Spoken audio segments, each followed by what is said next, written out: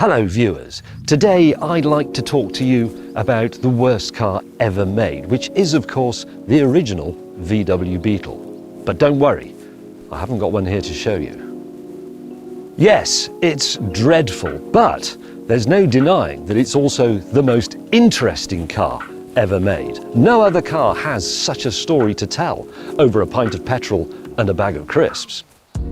It began life as an instrument of evil, as a cynical con trick played against the unsuspecting German people by the Nazis. It ended as a darling of the hippie movement and an ambassador for flower power. For everything that happened in between, please see episode 1 of my series, Cars of the People, which is available from Amazon, along with streaming music, next day delivery, and more.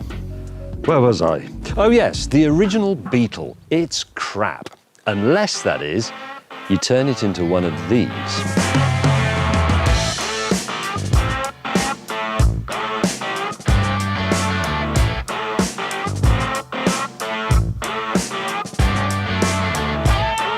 This is a beach buggy. And it's mine.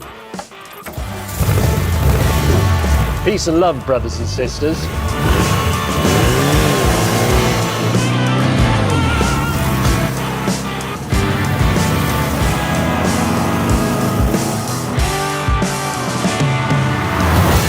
A beach buggy commends itself in two ways. Firstly, it's a beach buggy, and that's bussing. Secondly, it rids the world of another Beetle, which might otherwise be restored on Richard Hammond's new classic car show and become a blight on society. So that's a win. This is the only old car I own, and most of it is new. I don't really like classic cars, to be honest, but this isn't one, really.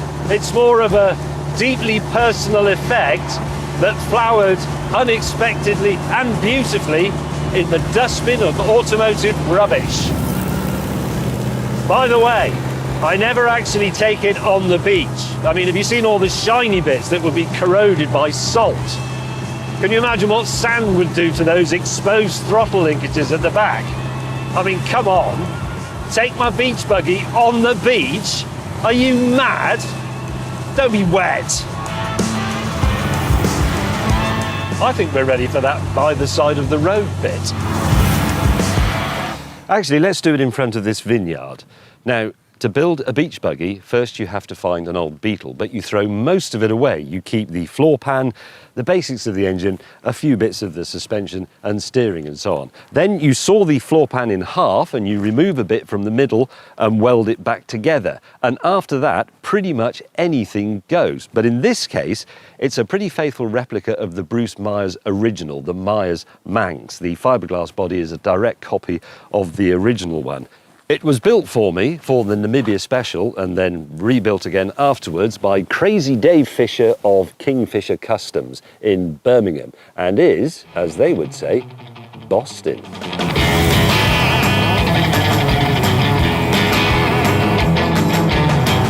At heart though, it is still a 1950s Beetle. The engine has bigger cylinders and it now has twin carburetors. It makes 100 horsepower, you know. But it's still a Beetle engine. And that's why it makes such a bloody awful racket.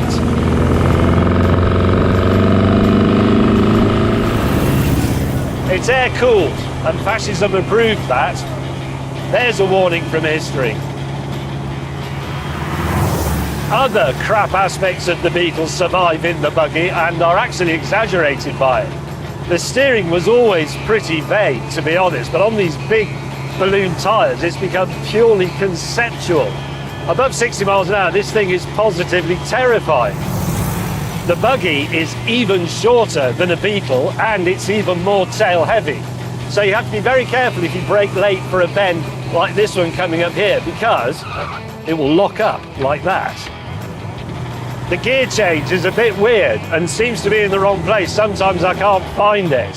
And of course, there is no fifth gear because it hadn't been invented yet. Even Werner von Braun couldn't come up with fifth gear. Doesn't stop me going for it though.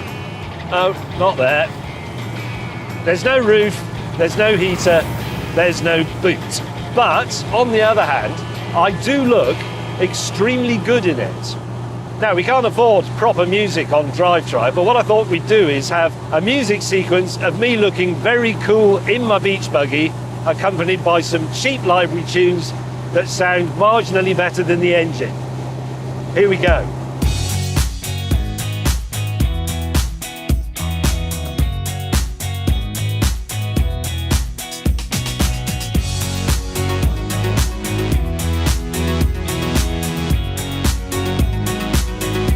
No, there's no fifth gear.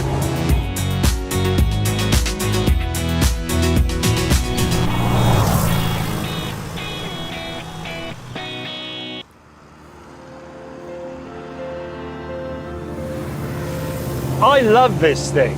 It's impossible to be miserable when you're driving a beach buggy. And I actually gain strength from the joy it brings me. And the joy it brings to all the people who point at it and laugh. The beach buggy is a happy flourish. It's a testimony to the triumph that good will ultimately achieve over evil. A wonderful coda, really, to the most incredible car story in history. And going back to what I was saying at the beginning, what other car has achieved this transformation from icon of oppression to everlasting party on wheels? It's amazing.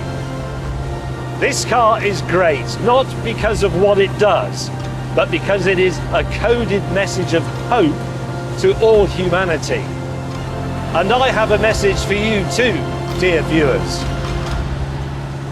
Like, comment, subscribe.